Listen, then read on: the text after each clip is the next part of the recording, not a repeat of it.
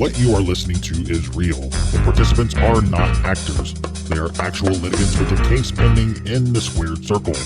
Both parties have agreed to dismiss their cases and have their disputes settled here in our forum, the Turnbuckle Debate.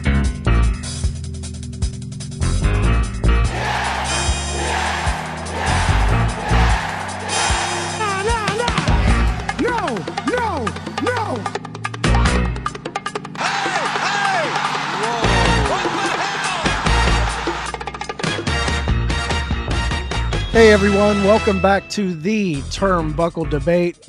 My name is there we go. My name is Chad. My name is Colton, filling in for Sneed this week. I'm Tom, the OG fake kid, the staple of the Turnbuckle Debate. And returning with her second visit at the debate, Kaycee from Overthemoonsault. Kaycee, thank you so much for coming back on the show this week.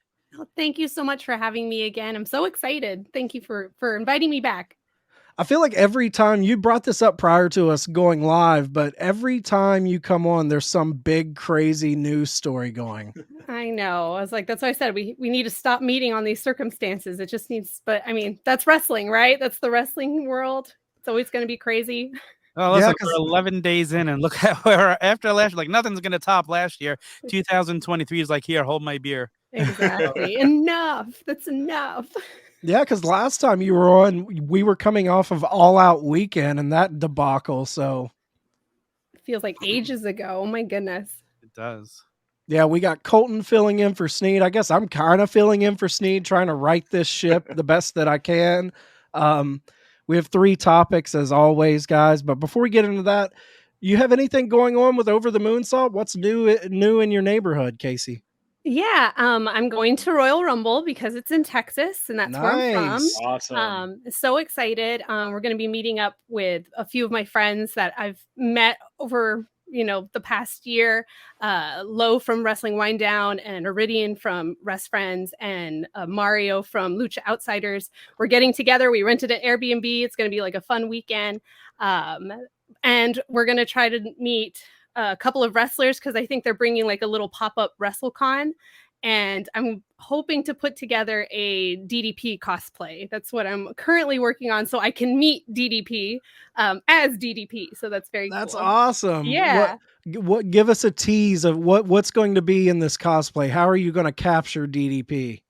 Well, because it's the same day as Royal Rumble, I wanted to make it kind of minimal because I am going to be switching into like a Rhea Ripley look for the actual event. Nice. So I'm going to be doing just like t-shirt and jeans, but I actually found a vintage like WCW, the blue diamond where he has the logo on it. I was able to find one on eBay that wasn't too ridiculous.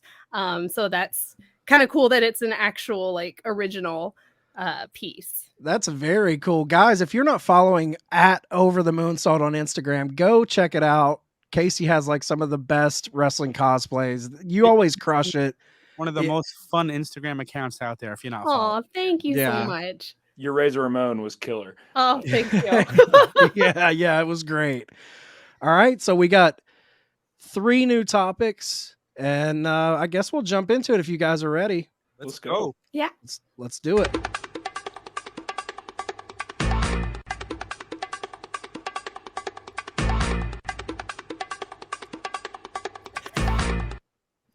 The loop is on. I just realized the loop is on. It just got like faster and faster. I was like, oh man. I kind of like it. Building it. I feel like it's on Final Jeopardy or something. Yeah, it keeps building. This is what you get when I'm running the show. Sneed, please come back. I need help.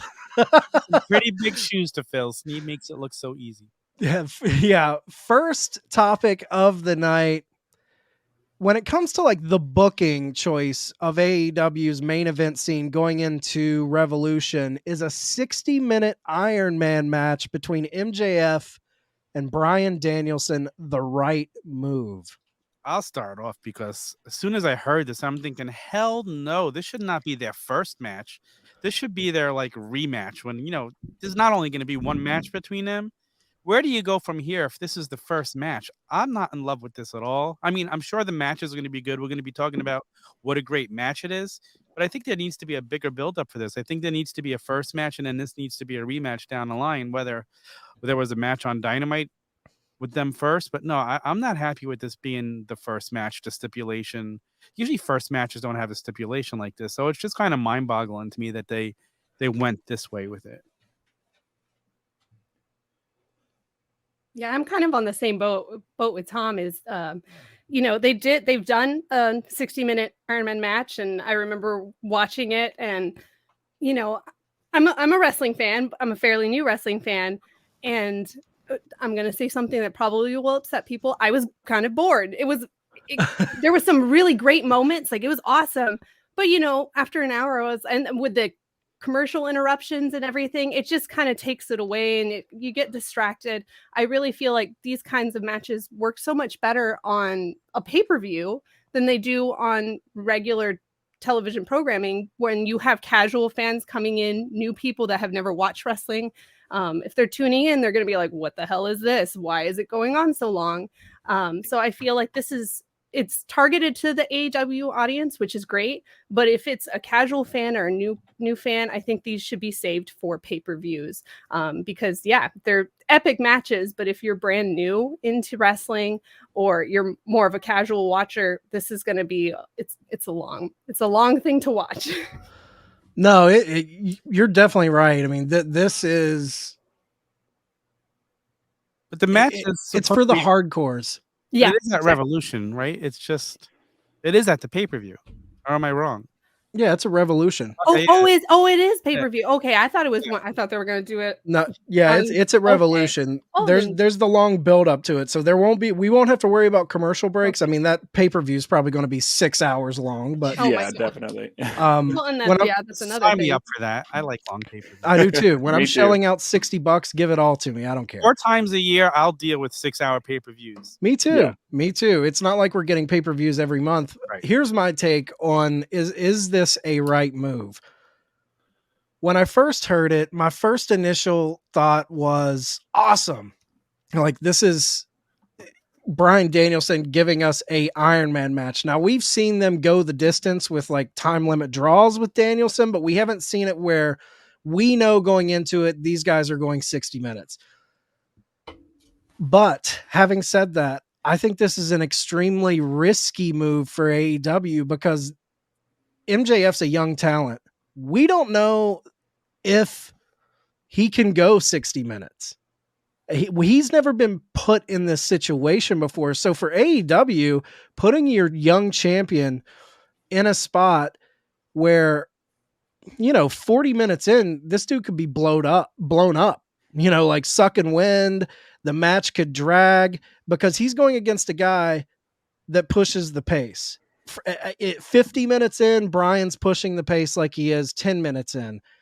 But having said all that, I think this is a great move, just because the story baked into it. The story baked into it of this guy challenging the shithead heel to come into his domain to wrestle 60 minutes. And let's be honest, I don't think there's a chance in hell Danielson's taking this title. MJF's title reign is not ending.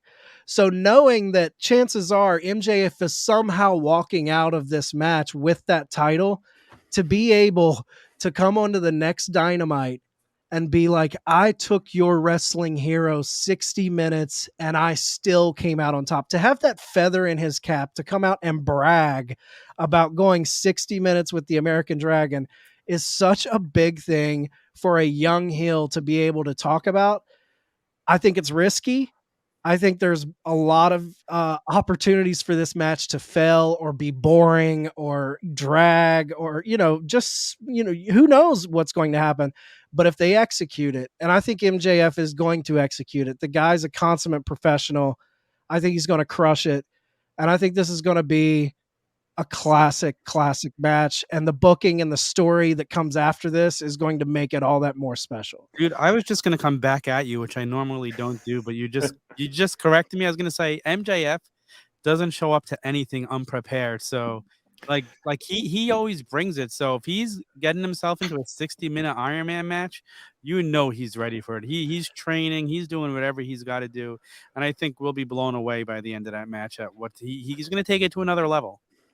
Yeah, I have to agree with Chad here. Like when I first heard about it, I was like, oh man, I don't know. You know, I hear a lot of people online talking, you know, MJF doesn't have enough moves to go 60 minutes and keep a match interesting, you know, like he's never gone that long before. But I mean, I think it's for storytelling, I think it sets it up perfectly because it presents itself as, you know, to the fan, you know, this is Danielson's bread and butter, man. Like this guy, he is Mr. 60-minute Iron Man match at this point in wrestling history. And but you said it best, Chad. You know, there's no way, no chance in hell that MJF is dropping the belt. So, I mean, that creates the opportunity, for MJF to prove that he can go that long and show that, yeah, you know, you've noticed me being in a little bit better shape since I came back from being gone for a bit. I'm putting in the work. I can last. I can go the distance. But also gives another chance for us to like continue to develop him as just an absolute shithead heel because how's he going to – he's going to have to cheat to get it over on Danielson. There's just no way around it. So I think it really like giving them 60 minutes, you know, and maybe I'm hoping that it is something where it's just like clean pin after clean pin. They're going neck and neck. Danielson's getting one, MJF's getting one. And then right there, like in the last 10 minutes, MJF just does something super fucking dastardly and gets it over on him by one pinfall. Like, I don't know. I think with us having as much time as we do going into Revolution, I think it sets up enough time to build this up really, really nicely. But I'm with Kaycee too, though. I think these matches are definitely prone to, they can be boring. If not handled the right way, you almost have to lay them out like 3 20-minute matches. Yeah. Like you have to lay them out and tell this story. But I think the near falls in this match are going to be incredible.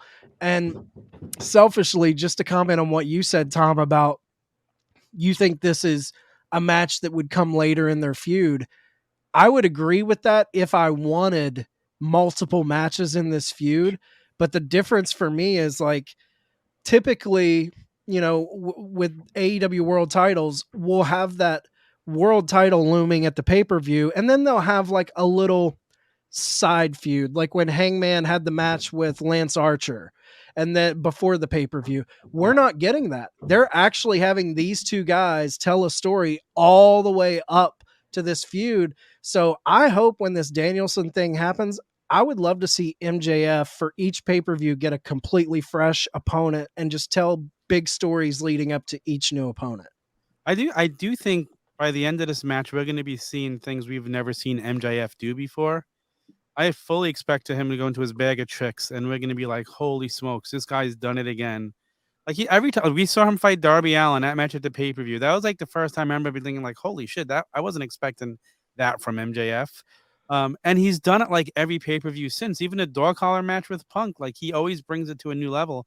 I'm expecting that here. But if Danielson doesn't win this match, and I'm not expecting him to either, does he ever get the reign as the AEW champion? I'm just wouldn't be shocked if he does win it here, only for MJF to recapture it from him, you know, at the next pay-per-view or before it. That would be a shocker. Kaycee, what have you thought about MJF's title run so far? I think it's been pretty great. I love the change of the title itself too. The brown, it looks so good. I agree. I was like, the title itself already is just like, it came out so great. But he's just such a great person to watch. I just love hearing how he speaks, and then he's a great wrestler. So and he's so young and talented. He's engaging, and I think that. Now that I know that it's on the pay-per-view, it will be a great match. It will be. They're both really talented wrestlers, and I think this is just going to elevate MJF to another level to show like, hey, like I'm not just great at talking, and you know I'm way more. It's going to showcase so much more that we haven't seen yet. So yeah, I like his title run so far, and I want to see it continue. Yeah, I think he's definitely. My favorite thing about him is he's so good right now, but we're still seeing him build this legacy and reputation at such a young age. It's like, it seems like every week he either cuts a promo or has something where you're like, man, that's such a memorable moment. It reminds me, I'm not putting him up there with Stone Cold or The Rock or things like that. I'm just saying that, like, for AEW, he has those moments that when I was a teenager watching the Attitude Era, it seemed like Stone Cold had a moment every weekend or every week, whether it was shooting the beer truck or the Zamboni, or there was always the bang gun, against Vince's head. There was these moments that just kind of like burn into your mind, and MJF is slowly accumulating his own set of moments that I think is really going to be tied to the legacy of AEW itself. I am going to go one step further, and I do put him up there with The Rock and Stone Cold because we're watching something special, and it's time to sit back and take it in and make sure you're taking it in because, as he says himself, he's a generational talent, and to me, he truly, truly is. Like, I know he's blowing, smoke up his own ass when he says that, but he's not lying. No, I'm with you, man. I think he's one of the best things going today. For me, he's my most, when he's on TV, he's my favorite wrestler to watch. 100%. I am fully invested when he's on my television. And if you go back to day one of Dynamite, he's been the most consistent star telling stories week to week. Yep. There's been nobody that's done it more than him. Jericho's probably a close second or almost tied with him. But like week to week, he's given us that story. And and he's the one person, every pay-per-view, there's that long buildup. Yeah. Every pay-per-view. So kudos to him. Last thing I want to ask you guys before we move on to topic number 2. Do you think, you kind of alluded to it, Tom, but what does everybody think about Danielson holding the AEW title? Do you think he will ever hold the big platinum, the big belt in Triple B? Do you think he's ever going to hold that belt in AEW? I think he has to get a run with it. He's Bryan friggin' Danielson. You can't bring this guy in and not let him get a run. If you gave it to CM Punk, you have to give it to Danielson. You need to run. I mean, yeah. I mean, I definitely want to see him have a run, but I mean, I could see it. I think he'll be fine without it. I mean, Danielson has said, when he came into this company, like he's here to help build and put over the next generation of superstars. I mean, Danielson is going to be Danielson with or without this belt. He's going to be one of the greatest of all time. But yeah, I hope to see him with the run, but I don't think he needs it. It honestly would not surprise me if, I mean, how old is Danielson now? 43, 43, right? Something I mean, like he's in killer shape. So I mean, I think it really just kind of depends on how much longer he wants to do it. So I mean, if he wants to wrestle another, 5-6 years, or longer, then I feel like you absolutely have to put it on him at one point or another. But yeah, I mean, if he's thinking about hanging it up here in the next 2 to 3, I don't know if we're going to see it. I think it means more for the legacy of the title itself than what it would mean for Danielson. Sure. Yeah. What do you think, Kaycee? Yeah, I think if the decision were to come, I don't think Bryanson would make that decision. I think TK would want to like put it on him for it, like you said, to just build that like history, that archive of, yes, he was our former champion as well. But he doesn't need it. He's amazing. I feel like this run in AEW has been so intense. Like every match that he's had, I'm like, oh, he's gonna bleed again. I know it. Yeah. It's just so like intense the way he's been wrestling here in AEW. So hopefully we'll have him for a few years. If he keeps doing Iron Man matches, I don't know. Yeah, fingers crossed. Yeah. I think it's an argument in the back. I think Bryan Danielson does not want that title, and I think Tony Khan wants him to take that title.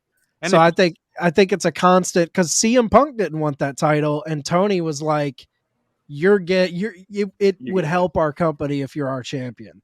So, but we saw how that went. So I would like to see it, like if we knew Danielson, if they played storyline where Danielson announced, this is my last year of professional wrestling. This will be my final, like if it becomes story and we lead up to this big epic retirement match, I would like him to win that title in a, this is my final goodbye to wrestling. Not he wins the title and he leaves, but have him have one run with that belt when we know this is it for him. I think that would be an epic story for him. I agree. All right. Well, does anybody have any final words on the Iron Man match? can't wait to see it. Yeah, exactly. Yeah, same. All right, let's get into topic number 2.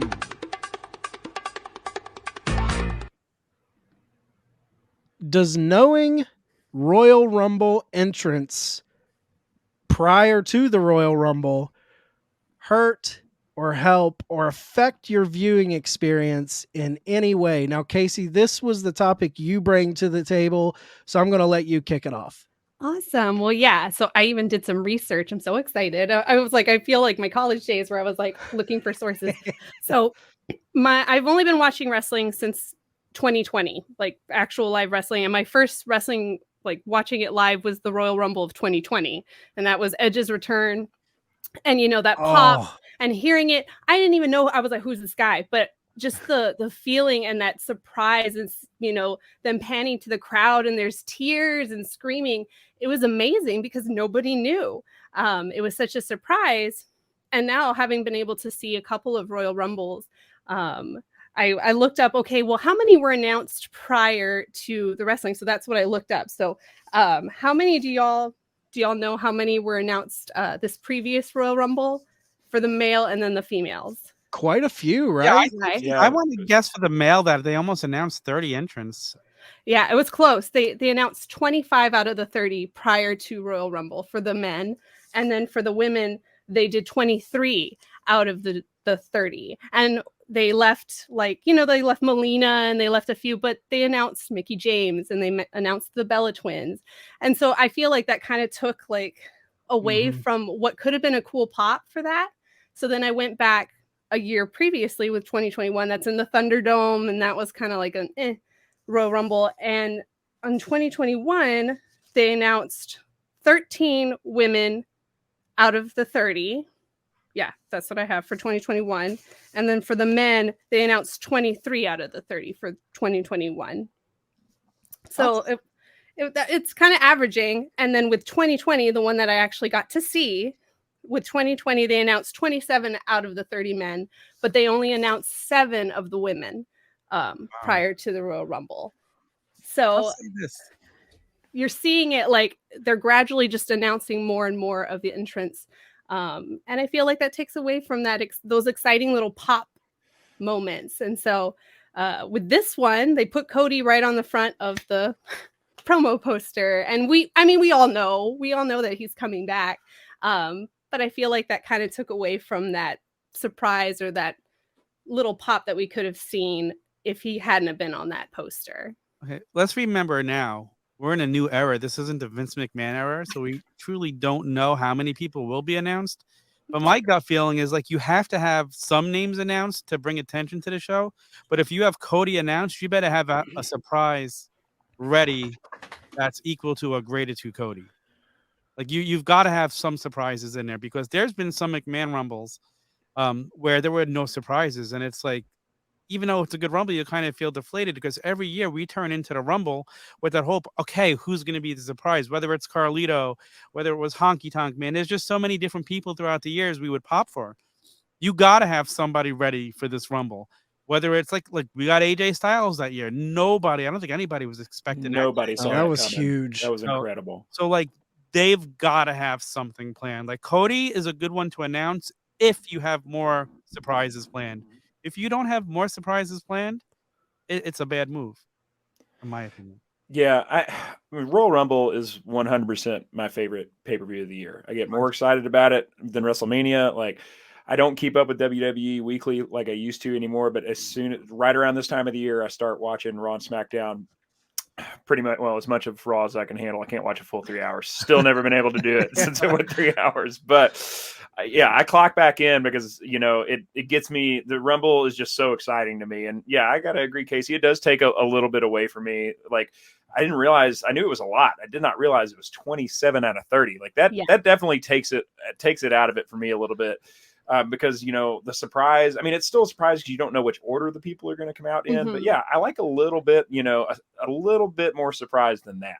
Like and putting the whole thing with putting Cody on the poster is like, yeah, we all know he's coming back. This is the perfect opportunity for him to come back. But like, God, kayfabe me a little bit, man. like you really got to put him in the center of the poster. Like Right. we all know he's coming back, but it'd be nice to just have the question going in like we did. Like, yeah, I think 99% of wrestling fans were 100% sure he was going to show up at WrestleMania last year, but they never said it. They never, confirmed it. It was still like, oh, is he going to show up? Is he going to show up? And then when he did, I think that like question of what if made the pop moment just even more huge. I mean, like I had tears in my eyes when he showed up at WrestleMania, man. I mean, I was just totally overwhelmed and overcome with emotion. It was such a cool moment. So yeah, it does take it out of it a little bit for me. I think maybe, I mean, I don't really understand what the mentality is behind it. Is it to make it seem a little bit more like sport-like, like announcing which players are going to be in the Pro Bowl in the NFL? Like, I mean, I'm fine to see like, 5 or 10 maybe mid-card guys that said, oh yeah, I'm definitely in the hunt, but I don't want to know, 92% of the roster. This infuriates me. Like this doesn't hurt my viewing experience. This like makes me hate watch the show when I know you can flip and flop how they come in. But if you tell me everyone who's in it, I shouldn't know one person. Tom, you said a few people should, so you can know. No, I don't want to know anyone. I don't want to know one person entering this match. I want the surprise of, man, who's number one? Who has to enter this at number one? Like all the way to who's number 30. Like I want everything to be a surprise. I think it's way better that way. And it kills me because for a company that tries to, I think their mentality behind the scenes is very much like we don't make Stone Colds anymore. Nobody is bigger than the brand.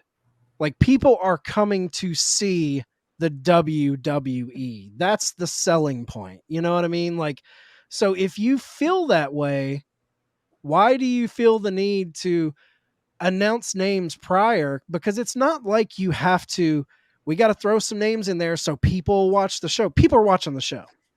It's the Rumble. You don't have to tell us anyone. We're going to tune in. I think it makes it that much more exciting, like to sit down and not know, like, and yeah, like you said, Colton, everybody knows one way, shape, or form, even if it's not in the Rumble, Cody's going to be at the pay-per-view. Like he's going to be there in some way, shape, or form. But that's what gets me up for pro wrestling. It's like, peek behind the curtain. We're recording before Dynamite. And, there's the little bit of rumors. Is Sasha Banks showing up on Dynamite tonight? Is she? Maybe she will. Maybe she won't. But just having that little bubble in the back of my head makes me excited for this episode. And if she doesn't show up, she doesn't show up. It's whatever. But I love going into events like the CM Punk, the first dance, when there was, everyone knew he was going to be there, but no one came out and said he's going to be there. So it made the moment so much more special. And the Rumble should feel like that. It should be a mix of, 27 guys and give us 3 off the wall, throwback retro entries. Give us some stuff for the deep cut fans. But yeah, it bums me out when they put all of these people announcing for the Rumble. It's like, I don't want to know. I don't want to know. Yeah, it takes the magic out of it. Yes, exactly. Like Colton said, it's everybody's pay-per-view of the year at this point. You don't really need to do anything to sell it. First of all, you don't have to dish out $50 to $60 to see it anymore. You just get Peacock. Yeah. You're watching it. People are $6 going to tune into this whether they know a name or no name. So realistically, it does nothing to add a name in there. Like people want to see, like there's rumors, is Jay White going to show up at the Rumble? People are going to tune in for that. There's so many other things happening right now. Matt Cardona, Nick Aldis. There's Oh tons of people like, who could show up? I mean, there's a lot of fun stuff going on with this. Like, just like, you know what? Maybe having no names would be fun. Like instead of having Kofi coming out and, declaring himself the first entrant into this year's Rumble. Like at this point, not to disrespect Cody, but who cares? Kofi. The only way I wouldn't have a problem with announcing certain things for the Rumble if you worked it into storyline. Like say if a character, a babyface underdog lost a match where now he has to enter the Rumble at number 1. then it's story, and that becomes a part of the Rumble. Like, oh man, he got screwed. He's the number one, and you watch him just fight and survive throughout. Like things like that, I'm here for. Like Jericho, didn't he want to enter number 1 that year? There was a story to it that made sense. Yeah, stuff like when Flair won it. Would Flair enter at number 3? Number I think. 3, yes, Yeah. number 3. So, and it became the story of the match. Like, oh my God, he's still in it. You know, like greatest Rumble ever, probably. And the Brock story from a couple years ago, which is one of my more favorite, when he's just wrecking everybody who's coming down there, and then Drew McIntyre boots him out of the ring. Yeah. Stuff like that makes the Rumble special. I cannot believe, Kaycee, that you said 27 people were announced. I know it's a lot of them, and thankfully I think they're taking a slower pace right now. Like I think there's only a handful that have been announced so far, but I mean I'm sure in the next couple of weeks we're going to start seeing more and more names. But again, this is Triple H's view, so let's see if he does it different in what he does for us. So it's a is it really anymore? Yeah, I think I think the chairman of the board just strolled into the. Hey, listen, he strolls in and Cody's on the poster like the same day. Interesting, right? Like, I see that Rumble list you got there, pal. We're gonna rip that up. I got another idea. Nice Rumble list. Be a shame if we announced all 30 2 weeks before the show. Right.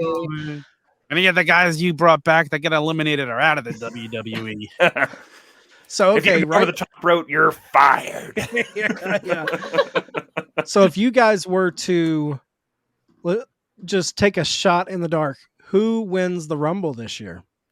I think Cody wins the Rumble this year. Cody. I think Cody too. Mm-hmm. Unless they have somebody else. You guys, some big surprise. Who knows? Again, we're talking about, did I have something bigger planned? What do you guys think? Does The Rock show up in the Rumble? Oh, man. That's to me, that is the only other person the only other option that could win the Rumble over Cody, and I think people wouldn't be mad at all about it. I agree.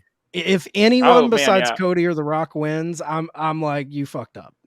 I would be thrilled to see The Rock win the Rumble. I mean, I can see that paying off because I do not want to see a triple threat main event, Cody, Rock, and Roman. I do not want that. I want either one-on-one Cody, one-on-one Rock and Roman. Whichever way it works out, I do not want to see a triple threat match. So that could be a cool way to tell it. Have The Rock win it and like Cody be the last one he eliminates. He goes and faces Roman at WrestleMania. Roman defends, becomes the true head of the table, and then Cody comes out and is like, all right, I got next. Yeah. Yep. That could be Roman back-to-back nights defending that title on both nights of WrestleMania this year. Let's tell that. If we're going to do it 2 nights, yeah. Hell yeah.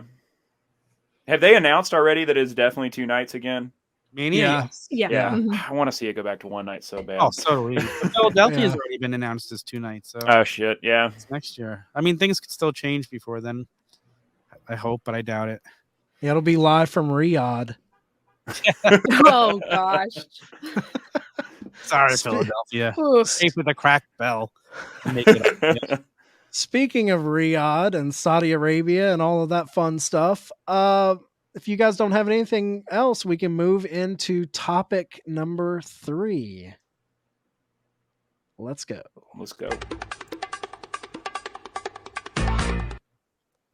All right, topic number 3. Would a sell of WWE to a major corporation hurt or help WWE long term? Now, since this topic was brought up, shit hit the fan.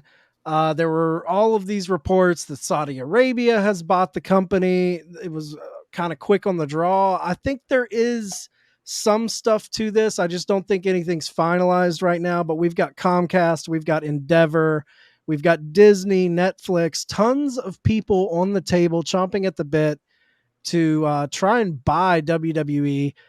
Vince McMahon has essentially forced himself back into the company to push this sell through. Stephanie McMahon has left in the wake of that. It's been crazy this past week. But if this company, it looks like all roads are leading to a big sell of WWE. Do you guys think this hurts or helps the company long term? Man, I'll start. I've been going back and forth myself all day on this one. I mean, I think long term, man, I mean, at least from the wrestling we know, it probably hurts. Like, I would like to see wrestling, I'm happy to see, or was happy to see Vince out of the WWE, but I like seeing WWE's in the hands of wrestling people, of wrestling folk, people who know and love the business, who've been in it their whole life. I mean, if you just sell this to Disney Plus or Comcast, I mean, I've kind of shudder to think what we see of it. I mean, Comcast is NBC at this point, right? NBC, Yeah, that's Universal, Peacock, all that good stuff. So, Yep. I mean, I feel like if I had to pick one out of all of them, I would probably pick Comcast, just because they've already got the network up there now at this point, and they're doing a decent job with that. They've done a couple of cool like original shows, I guess. But yeah, man, I think I'd actually rather see a few more years of Vince behind the wheel than selling it to a major conglomerate. Like maybe it's just the unknown, but yeah, I don't know. I'm a little nervous and a little scared to see what it would be. I worry that, what got me out of watching WWE overall was kind of its move into the PG era and it being more of an entertainment product and less wrestling. Like what Hawk was at a SmackDown a couple of weeks back with the Phelps family, right? And he said there's literally more talking and killing time than there is wrestling by a long shot on this show. And it's like, I feel like that's only going to get worse if you sell it to one of these huge corporate conglomerates that all they do is, they literally manufacture entertainment for a living. I feel like it's just going to take what little soul's left right out of it. To me, there are so many variables here. It's such a hard question to answer right now. It depends who bought it and who they let run the company. If they let wrestling people run the company, not even being Vince, because I don't want to see him running day-to-day creative again. Never again do I want to see that. I mean, if it's Disney, I don't look forward to Disney buying it. I hate to say it. I almost hope whoever buys it, like I know there was rumors of The Rock getting a bunch of investors together and possibly buying it. I would love to see that happen, because then The Rock is going to do the right thing by the company. Oh, yeah. Like, I just don't think there's any predicting. Like, it just depends who it is. If it's brought private again, I'm not saying I want Saudi Arabia to buy it, but I'd rather this company be brought private again, because then we don't have to be stuck with the PG shit that they don't want to do something because there's investors they're worried about. Like, I don't want that with my wrestling. That's why I love AEW. We get the blood. We get what we want to see in AEW. I want WWE to get back to be a little more wrestling, and Triple H has brought it back a tad, but there's so much further they could do if they weren't a public company. So I mean, yeah, if it goes to Disney and or Universal, like, it just depends who buys it. I just don't think there's a right or wrong answer here, and it's going to be curious to see what happens over the next few months. But I just can't pick it one way or the other.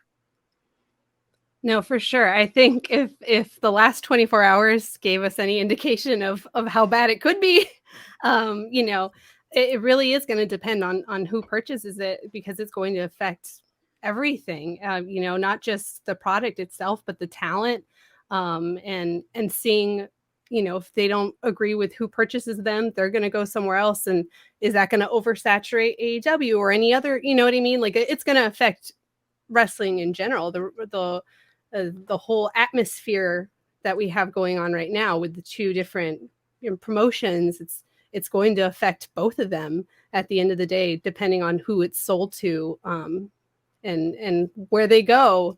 So it's scary. I was like, I don't like change. It's scary. That's a great point. As a wrestling fan, as a guy who's been watching for 40 years, it is scary to me. Yeah, very much so. It's terrifying. It's absolutely terrifying to think of.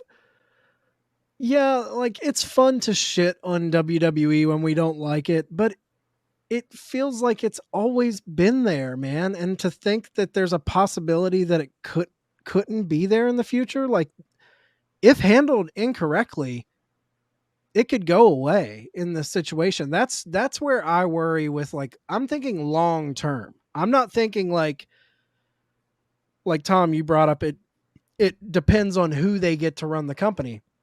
I'm with you. Obviously, probably the move is going to be whoever buys them, bring in Vince or bring in Trips, have them run the show. But what then? Who comes after them? I'm not worried about right now. I'm worried about 15, 20 years from now when they step down.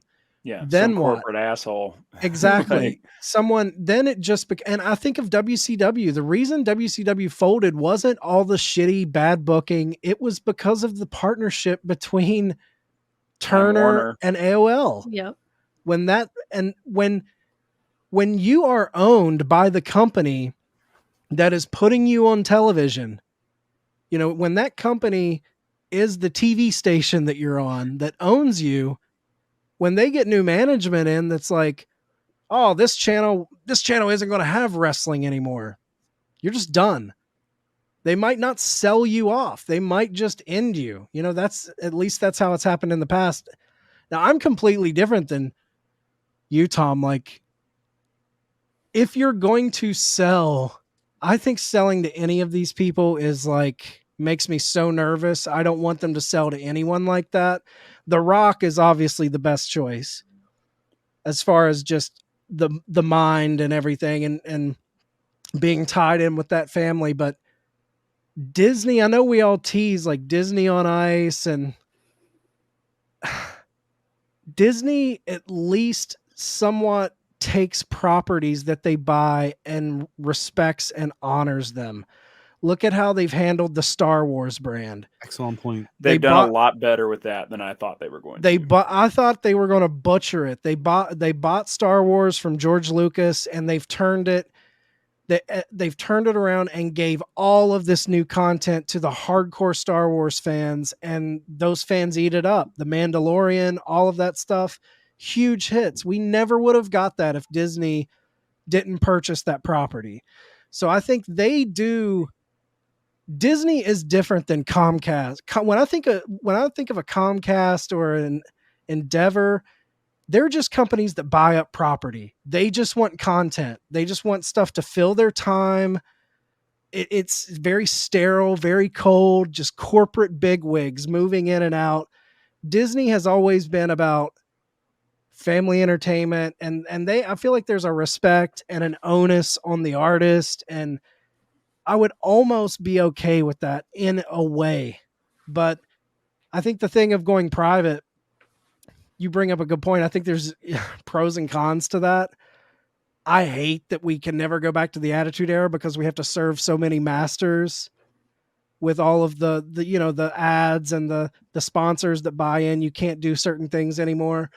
I would love them to go private, but at the same time, I feel like going private is a way for Vince to hide his bullshit. 100%. So I'm torn on that too. So this is such an uncertain time, man. I almost don't know how to feel. Exactly. I don't know.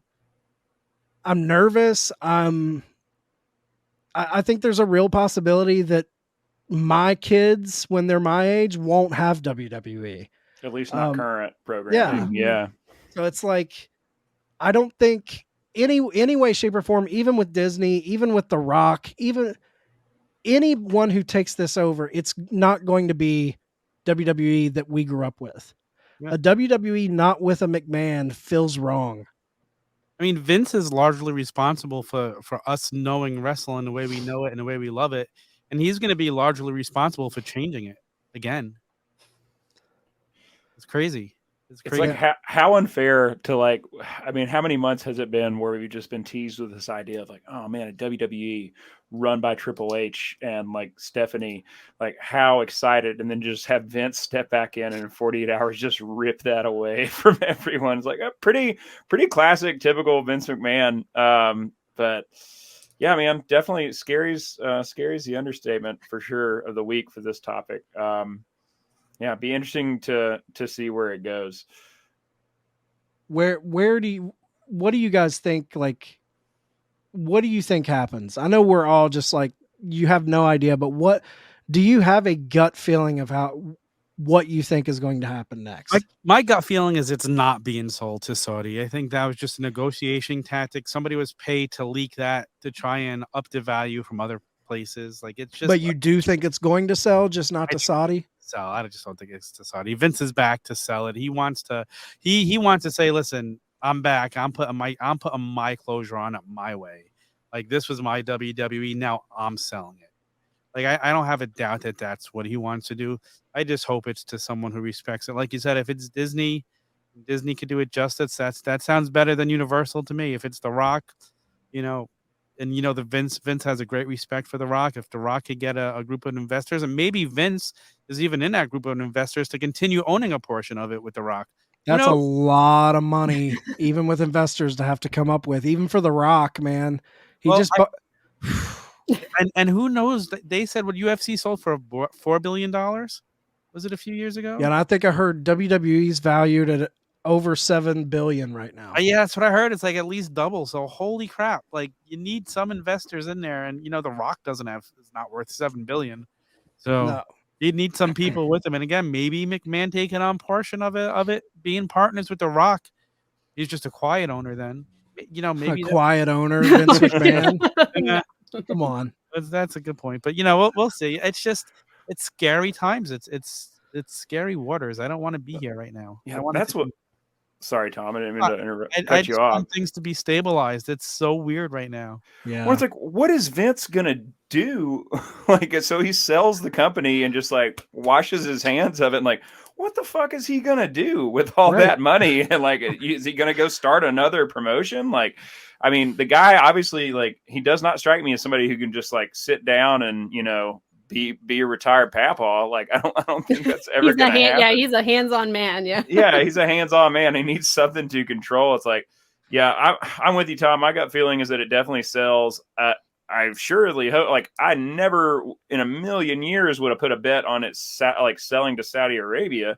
So I mean, I hope that doesn't happen because I feel like if that happens, Vince, they're just going to give Vince a palace to move in, and he's going to take it over and run it from over there, and also not be extradited for any sexual assault cases he might face over here. Maybe that is his grand scheme. I don't know, but I would not put it past him. If Saudi buys it, WWE is done within 5 to 10 years. Anywhere but Saudi Arabia. Yeah. I mean, they get, dude. I mean, you could go over there and give them just the shittiest cards you could ever think of, and they would love it just to have it, because their entertainment is so limited and so controlled. They're buying up a lot of stuff, man. Mm-hmm. Yeah. Well, I think what's scary and what made me worry even more is how Steph just stepped down like immediately. And and my husband we were talking about it this morning. He was like, if they are selling to Saudi, like they're not going to want a woman in charge. So of course, if she steps down, then they're more interested in buying. He was like, so, it puts some validity in that rumor. There's always a grain of truth somewhere. So I really, really hope it's not true. But I mean, her stepping down so quickly was what made me get that like pit in my stomach. I was like, I don't like seeing her go away. But I pointed this out in one of our text chats last night. Stephanie resigns, or she takes a leave of absence. And then when Vince leaves, Stephanie comes back. Like, so they didn't work together then. Then she steps down. She actually resigns and Vince is back. What is truly going on between them? Like, I feel like there's a deeper story with them. Is she more bitter against him for what he did to her mother? Like it's like she doesn't want to be around him. But Linda and him it's been pretty known that they've been apart for a long time. Has it been a long time? Yeah. Oh. Yeah. From what I've read, like there's been pictures of Vince with women for years now. Oh, wow. Like that's been like a working. But if they just truly learned how long he was cheating on her for, and right, and even if it's known, it doesn't mean it's not a sore spot for Stephanie still. Right. Like, see, I think, but there was those pictures of her and him, and her Vince and Trips at the UFC event, like they're going out and doing things together. And she did have that pretty like tearful like send off to him too the day he announced too. Yeah, I don't. She also looked frightened when she was hanging on a cross with the Undertaker. So yeah, I just can't imagine that family dynamic, like sitting at the dinner table with all of them. I'm sure it's not a comfortable family dinner. Kaycee's fears, I think, are warranted. I think it is going to be Saudi Arabia. God. I think these rumors, although nothing signed, nothing substantiated, I think they're coming from some nugget of some kernel of truth. Nothing. Obviously, you can't sell a company that size, have everything wrapped up in a nice little bow in 4 days. Yeah. That's not how these big corporate takeovers happen. but I do think it's coming from something. That's what scares me. And I think the fact of Stephanie stepping down like this, I can't see her. She knew about them potentially selling. Supposedly this has been a discussion that this company was going to sell for a while. That's why Nick Khan was brought in a lot of ways, was to start that motion. She's in the inner circle. She's been on the board. She knew that was happening. So I can't see it being any old company and her getting mad and stepping down. I think it's one of those situations where she can't be on the board. Yeah. And I think she's upset that that's where the family business is going. I would agree with you just a little more if she didn't take that leave of absence the first time. But I think that was more, but she didn't leave the company though. Wasn't that after Triple H's? Was that after he had that health issue? That was after he was a heart issue. He was already back at work when she did. Oh, okay.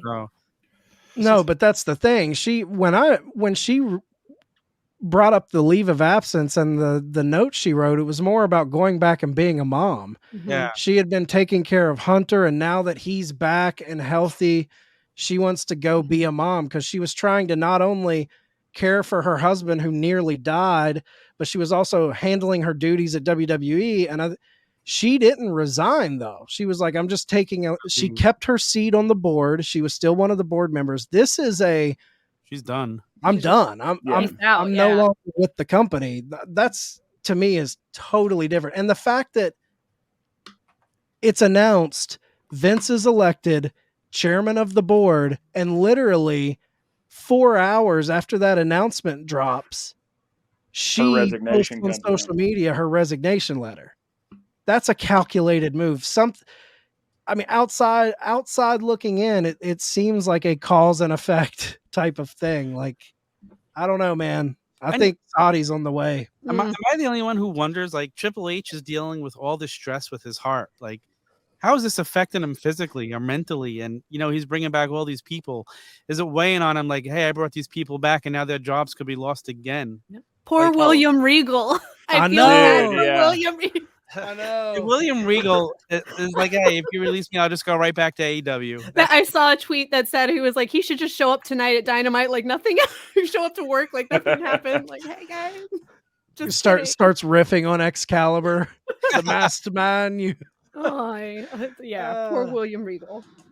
Man, what a day! What a time to be alive as a wrestling fan. I think the last 16 months have been, from the Vince allegations to the roller coaster ride of AEW and CM Punk to I talked about this on Wrestling Tonight with Ace last night. Like, it's funny, the roller coaster ride of AEW was the hot new thing and everyone was high on it and shitting on WWE. And then Punk comes, the brawl out happens. There's all the reports of the locker room turmoil. AEW kind of takes a dip. Triple H takes over creative. Now they're back in the fans' good graces and everyone's shitting on Tony Khan. And now Vince comes back in and it's like flip-flopping back and forth. Who's the cool company? Who's the company to shit on? It's a wild ride. You didn't even mention that today already. There's been a lawsuit brought in against them with Vince. I saw that. He's on his way back in. So, yeah. Who knows where this goes just a week from now? It's so freaking crazy. Yeah, I love pro wrestling. I do too, man. Never a dull moment. No, the stories outside of the ring are definitely more interesting than anything.